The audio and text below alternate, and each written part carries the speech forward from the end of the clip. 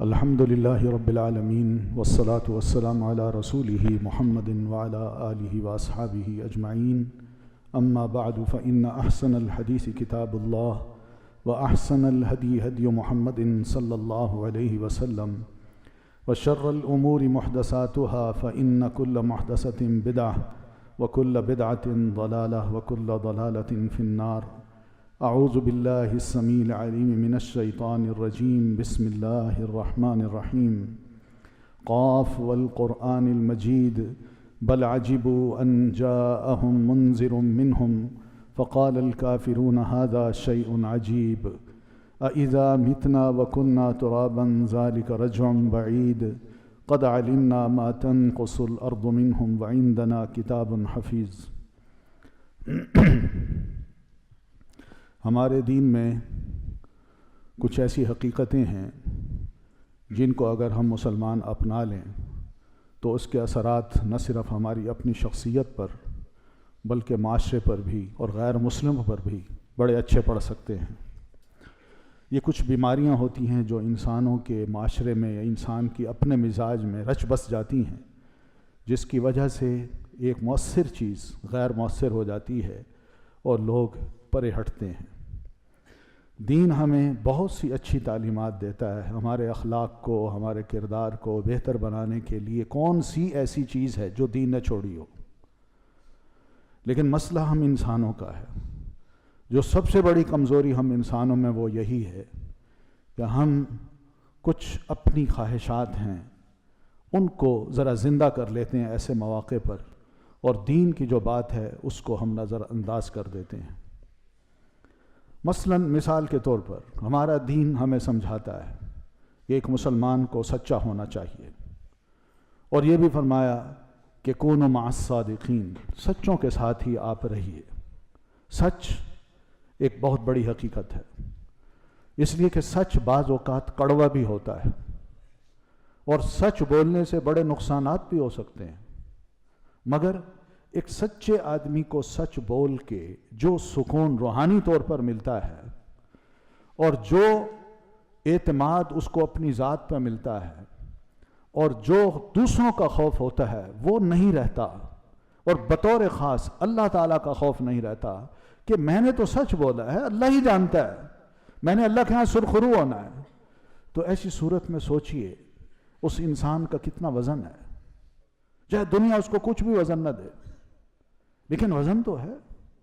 ایسے سچوں کو اللہ تعالیٰ اتنا پسند کرتا ہے کہ آسمان سے ان کے لیے قرآن مجید میں آیات اتار کے کہتا ہے اولئک ھم الصادقون، یہ بڑے سچے لوگ ہیں. لیکن اس کے برعکس اگر ہمارا معاملہ الٹا ہو تو قرآن مجید یہ بھی کہتا ہے، اور اللہ تعالیٰ فرماتے ہیں ایسے لوگوں کے بارے میں اولئک ھم الکاذبون، یہ جھوٹے لوگ ہیں. سچ اور جھوٹ یہ ایک بہت بڑا امتیاز ہے کسی بھی شخصیت کو پرکھنے کا کہ بندہ کیسا ہے.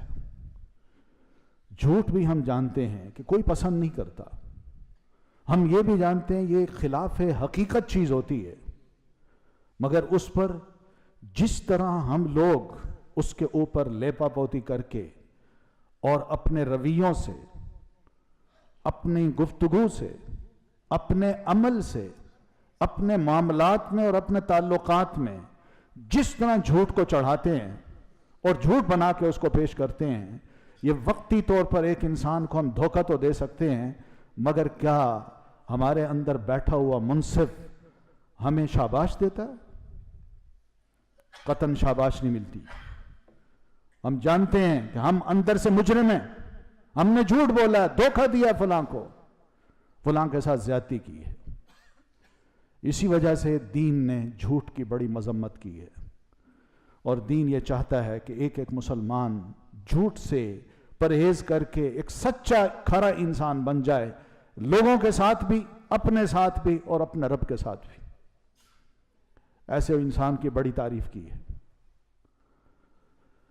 ہم سب قرآن مجید کی آیات پڑھتے رہتے ہیں. آپ دیکھیے کہ اس کے کتنے برے اثرات ہوتے ہیں ہم انسانوں پہ. پہلا فلسفہ جو انسانوں نے گھڑا وہ اللہ کے بارے میں گھڑا، اور یہ جھوٹ تھا جو انہوں نے گھڑ کے کہا کہ اللہ کے علاوہ اور بھی خدا ہیں، اور انہوں نے اس کی پوجا پاٹ شروع کر دی، جس کے لیے اسلام نے یہ نقطہ نظر دیا کہ شرک کی بنیاد، کفر کی بنیاد یہ جھوٹ پر ہے، سچ پر نہیں ہے، اس لیے کہ یہ لوگ خود گھڑتے ہیں، ان کے پاس کوئی دلیل نہیں، آسمانی دلیل، کوئی کتاب ہو، کوئی اللہ کے رسول کی بات ہو، یہ صرف دلیل اگر ان کے پاس ہے تو وہ یہی ہے کہ وجدنا علیہ آباءنا، ہم نے تو اس کام کو اس لیے کیا ہے کہ ہمارے باپ دادا اوپر سے لوگ یہ کرتے آ رہے تھے، ہم نے بھی شروع کر دیا۔ ان ہی الا اسماء سمیتموہا انتم وآباؤکم، یہ مختلف خداؤں کے نام جو تم نے گھڑ رکھے ہیں، کوئی لات ہے، کوئی منات ہے، کوئی عزہ ہے، کوئی حبل ہے، اور ہر دور میں ایسے نام رکھے جاتے ہیں تاکہ ان کو بڑا بنا کے پیش کیا جائے۔ تو ایسے نام، اللہ فرماتے ہیں یہ ناموں کے جھگڑے ہیں، حقیقت ہے یہ نام ہے جو تم نے خود رکھے ہیں، یہ تمہارے باپ دادا نے رکھ رہے ہیں۔ ما انزل اللہ بہا من سلطان، اللہ نے ان کے بارے میں کوئی آسمان سے دلیل نہیں اتاری، اللہ کے مقابلے میں کوئی اللہ بنائیے نا، وہ ہے نہیں۔ پہلا جھوٹ انسانوں میں یہ گھڑا گیا کہ اللہ کے ساتھ کوئی اور بھی معبود ہے۔ پھر اسی طرح آپ دیکھیے دنیا کے مذاہب دیکھ لیجئے، قرآن مجید ان کے بارے میں گویا ہوتا ہے، کھل کے کہتا ہے قرآن مجید لَقَدْ كَفَرَ الَّذِينَ قَالُوا إِنَّ اللَّهَ هُوَ الْمَسِيحُ ابْنُ مریم، کہ جو لوگ یہ کہتے ہیں کہ اللہ ہی مسیح ابن مریم ہے، وہ جھوٹ بولتے ہیں، وہ کافر ہیں، وہ انکار کر رہے ہیں اس بات کا جو اللہ تبارک و تعالیٰ نے حضرت عیسیٰ علیہ السلام پر اتاری تھی، انجیل کا انکار کر رہے ہیں، تورات کا انکار کر رہے ہیں، نہیں مان رہے یہ لوگ، اپنی طرف سے یہ بات گھڑ دی انہوں نے۔ پھر اسی طرح آگے بڑھیے، قرآن مجید میں اللہ تعالیٰ ایسے لوگوں کو جو فرقہ واریت کا شکار ہوئے ہیں ان کو بھی سمجھایا ہے کہ تم لوگ وہ ہو جو اپنے آپ کو یہودی کہتے ہو، عیسائی کہتے ہو، مشرک کہتے ہو، یا اپنے آپ کو کہتے ہو ہمارا کسی سے کوئی تعلق نہیں، یہ بھی جھوٹ ہے۔ کیوں؟ اس لیے کہ وہ دعوے سے یہ کہا کرتے تھے کہ ابراہیم علیہ السلام جو تھے، اور دوسرے کہا کرتے تھے نہیں وہ جو نہیں تھے، وہ نصرانی تھے۔ اللہ تعالیٰ نے فرمایا نہیں، ما کان ابراہیم یہودیا ولا نصرانیا ولکن کان حنیفا مسلما۔ یہ مذاہب بھی جھوٹ کی بنیاد پہ بنتے ہیں۔ اسلام کیا جھوٹ کی بنیاد پہ بنا ہے؟ کیا دلیل ہے اسلام کے پاس کہ یہ سچا دین ہے؟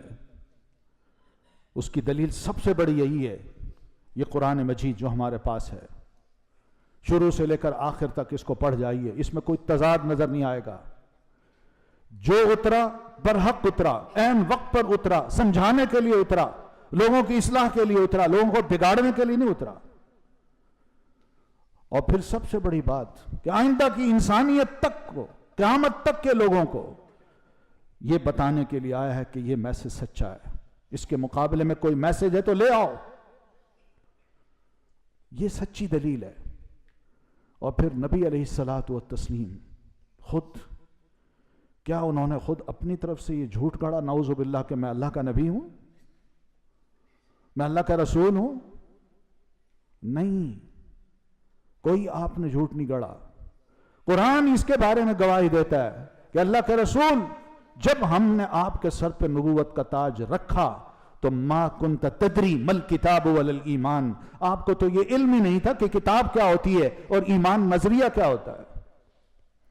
وما کنت تتلو من قبلہ من کتاب ولا تخطہ بیمینک، قرآن اترنے سے پہلے اللہ کے رسول آپ کوئی کتاب نہیں پڑھتے تھے اور نہ ہی اپنے ہاتھ سے کچھ لکھا کرتے تھے۔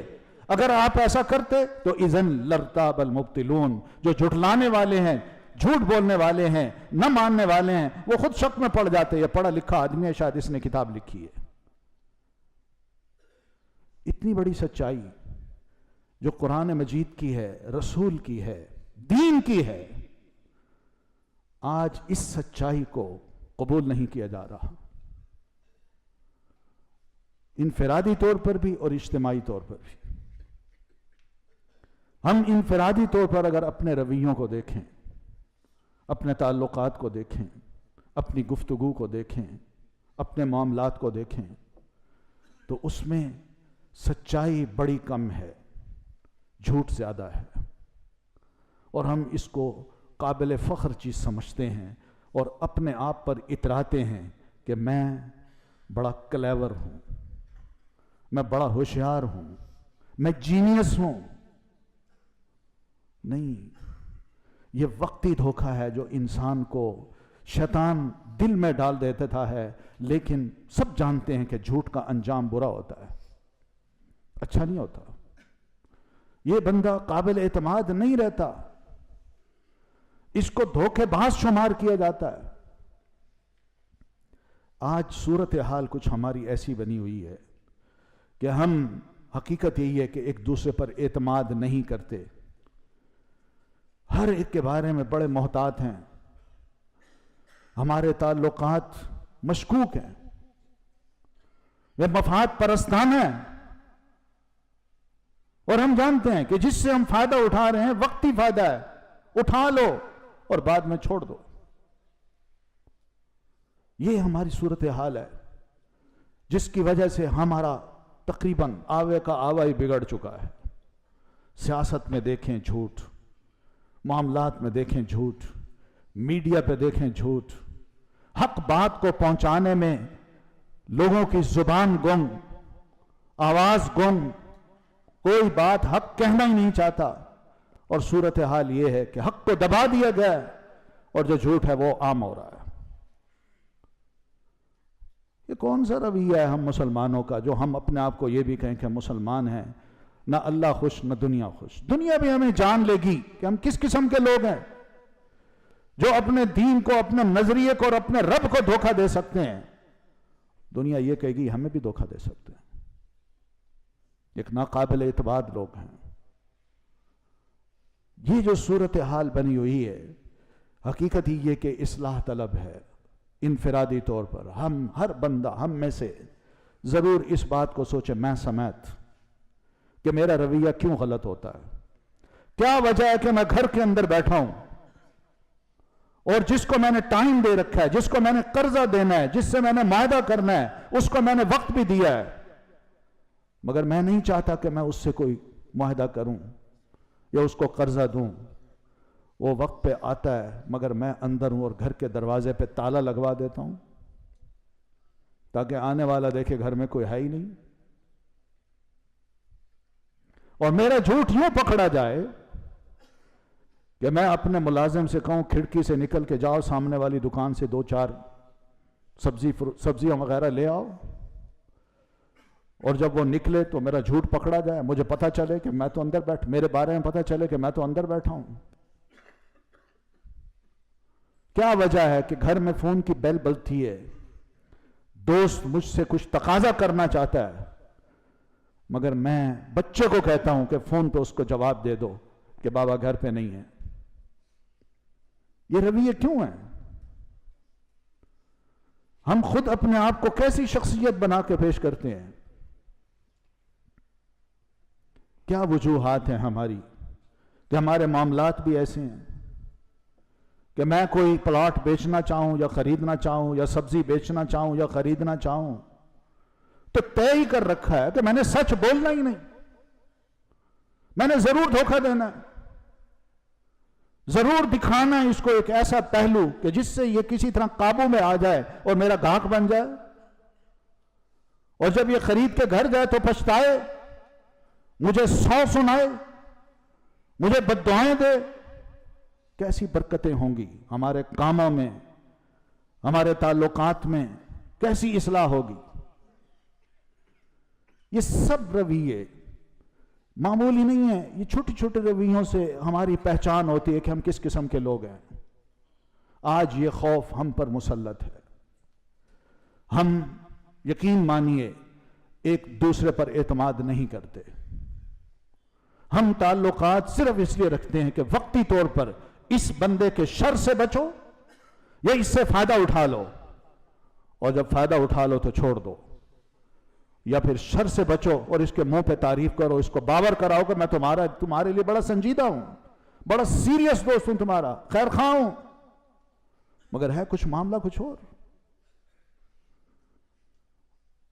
معاملات کو عجیب سے ہیں. دین کے نام پہ بہت کچھ ہو رہا ہے، مگر اس میں بھی کرپشن ہے. کچھ سیاسی کرپشن نہیں، ہر جگہ کرپشن ہے. کوئی حلال حرام کی تمیز نہیں رہی. لوگ جو مخلص لوگ ہوتے ہیں وہ آگے بڑھ بڑھ کے چاہتے ہیں کچھ خیر کے کام ہوں، مگر خیر کے کام ہوتے نظر نہیں آتے، وہاں ذاتی کام ہوتے نظر آتے ہیں. کیسے برکتیں ہوں گی؟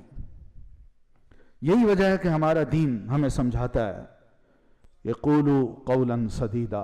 معاملات مسلمانوں جب آپس میں رکھو تو ایک بات یاد رکھو، جو بات کہو سیدھی کہو، سیدھی، جلیبی کی طرح نہ ہو، سیدھی بات ہو، خدا لگتی کی بات.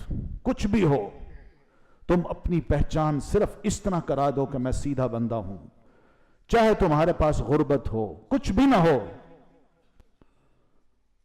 کچھ درجات نیچے ہوں، لیکن بات سیدھی کرو. اس کی ایک ویلیو ہوگی، اس کا ایک مقام بن جائے گا، مرتبہ مل جائے گا، خود بخود عزت ہوگی. لیکن اگر ایک بات ٹیڑھی کر دی، ٹیڑھی، تو معاملات کہیں تک جاتے ہیں. بندے کی پہچان نہ صرف اس شخص کو ہو جاتی ہے بلکہ وہ اس کا تعارف دوسروں کو بھی یوں ہی کراتا ہے کہ فلاں بندہ یوں ہے، اس نے میرے ساتھ یوں کیا. آج ہم دیکھ لیں، اپنے رشتوں کو دیکھ لیں. ہمارے رشتوں میں جو قریبی ہیں، رشتے قریبی بہن بھائیوں کے، والدین کے، چچاؤں کے ساتھ، ماموں کے ساتھ، پھپھیوں کے ساتھ، ان رشتوں میں بھی بظاہر بہت کچھ ہے، لیکن اندر کھاتے عجیب و غریب قسم کے رویے ہیں، عجیب و غریب قسم کے. بچوں کے سامنے بیٹھ کے ہم اپنے بزرگوں کی، اپنے رشتہ داروں کی برائیاں بیان کرتے ہیں، صرف اپنے غصے کو ٹھنڈا کرنے کے لیے. اور یہ عادات جب منتقل ہوتی ہیں تو پھر یہ نسلوں تک جاتی ہیں. کیا اپنے رشتہ داروں کے بارے میں کچھ اچھے الفاظ بھی ہمارے پاس ہوتے ہیں؟ کہ ان بچوں کے دلوں میں چچا کی محبت، ماموں کی محبت، پھپھا کی محبت، پھپھی خالہ کی محبت وہ دل میں پڑ جائے. آج یہی چیزیں ہیں. ہمارے بچے ہمارے رویوں کو دیکھتے ہیں اور سمجھتے ہیں کہ والد چونکہ ان کو اچھا نہیں سمجھتے، امی ان کو اچھا نہیں سمجھتی، تو لہذا میرے لیے بڑے برے لوگ ہیں.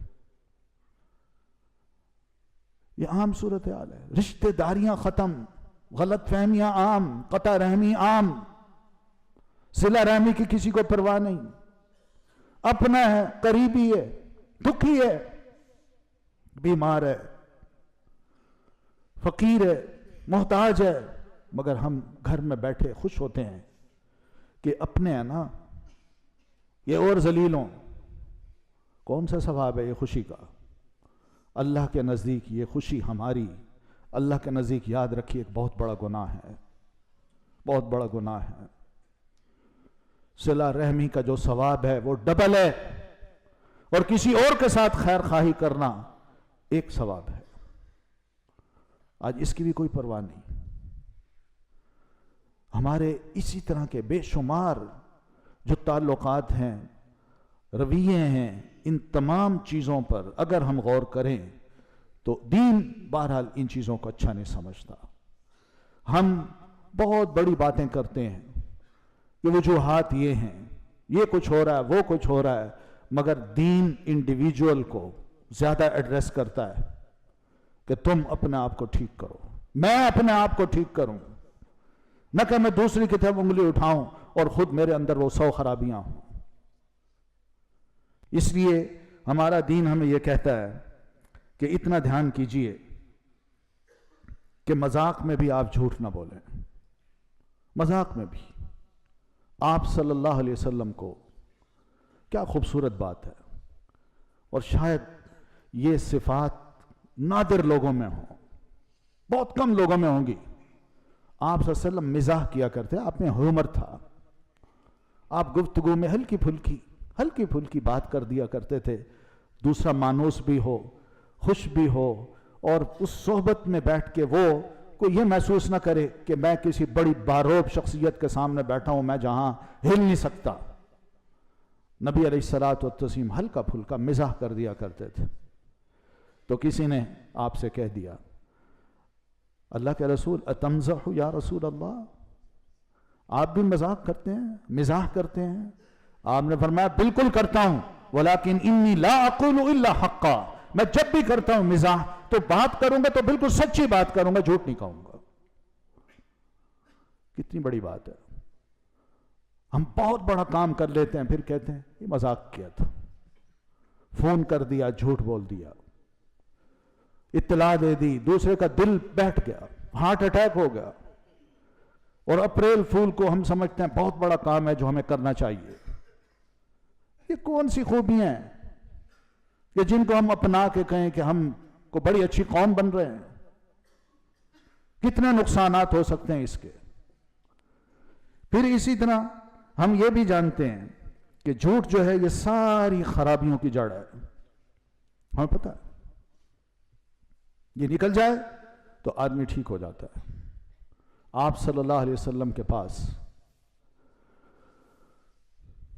بلکہ نبی علیہ الصلوۃ والتسلیم کی ایک ہدایت تھی، ایک نوجوان کو جو آیا آپ کے پاس اور کہتا ہے اللہ کے رسول میں شراب پیتا ہوں، زنا کرتا ہوں، چوری کرتا ہوں، مجھے بتائیے میں کس چیز کو چھوڑ دوں؟ تینوں بھیانک جرم ہیں اور کبیرہ گناہ ہیں، شراب پینا، زنا کرنا، چوریاں کرنا، بڑے بڑے گناہ ہیں یہ۔ آپ بتائیے میں کس کو ایک کو چھوڑ سکتا ہوں؟ آپ نے تینوں کی بات ہی نہیں کی۔ آپ نے فرمایا تم مجھ سے وعدہ کرو کہ آئندہ جھوٹ نہیں بولو گے۔ کہنے لگے ٹھیک وعدہ۔ یہ ہے، یہ وہ نسخہ ہے۔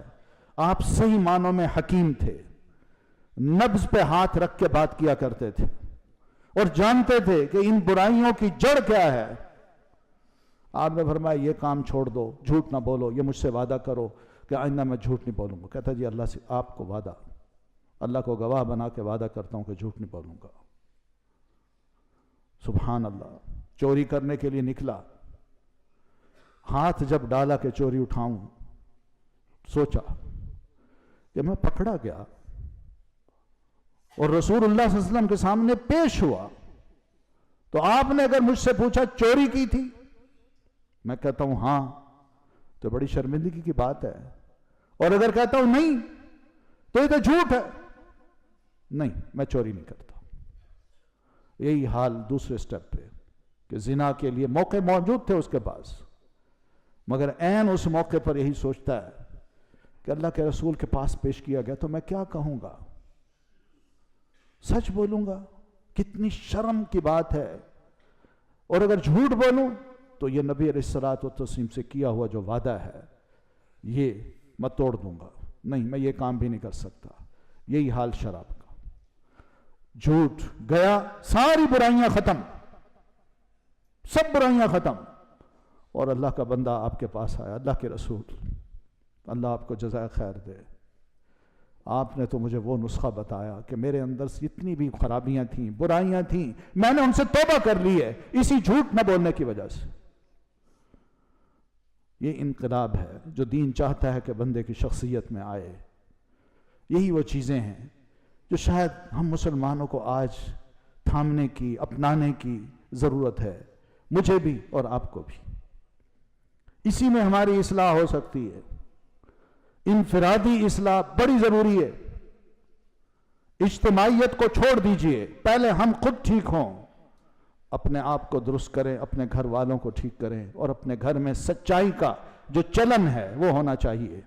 دیکھیے اللہ تعالیٰ ہمیں ایک اچھا صاف ستھرا انسان بناتا ہے یا نہیں؟ لوگ ہم پر اعتماد کرتے ہیں یا نہیں؟ ہمارے کاروبار میں برکت آتی ہے یا نہیں؟ ہمارے تعلقات اچھے بنتے ہیں یا نہیں؟ سب کام ہو سکتے ہیں۔ ہم ادھر ادھر کی باتیں سنتے ہیں، اپنانے کی کوشش کرتے ہیں، اور معلوم نہیں کیا کیا فلسفی ہمیں بیان کی جاتی ہے، سیدھی سیدھی باتیں ہیں یہ۔ آسان بات ہے، الدین یسر، دین بڑا آسان ہے، آسان باتیں اپنانے کیا دین ہمیں کہتا ہے، کوئی مشکل بات نہیں اس میں۔ اس لیے ہم سب بحیثیت ایک مسلمان کے آج اگر اللہ تعالیٰ سے یہ عہد کر لیں کہ اللہ ہم اپنے تعلقات کو، اور تیرے ساتھ خاص طور پر اپنے تعلقات کو، اور اپنوں اور پرایوں کے ساتھ اپنے تعلقات کو سچائی کی بنیاد پہ اپنائیں گے تو انشاءاللہ دیکھیے ہمیں خود اطمینان قلب نصیب ہوگا، کسی کا کوئی خطرہ نہیں ہوگا، کسی کا کوئی ڈر نہیں ہوگا، اس لیے کہ ہم سچے انسان ہیں، ہم مجرم تھوڑی ہیں۔ یہ تو مجرم جب دل میں بیٹھتا ہے تو انسان گھبراتا ہے، تو وہ مجرم جو اندر بیٹھا ہے اس کو نکال باہر کریں، سچائی کو اپنے دل میں جگہ دیں۔ اللہ نے چاہا تو بڑی خیر انشاءاللہ ہم سب میں آ جائے گی۔ اللہ تعالی ہم سب کو توفیق دے۔ اقول قولی ھذا واستغفر اللہ لی ولکم ولسائر المسلمین برحمتک یا ارحم الراحمین۔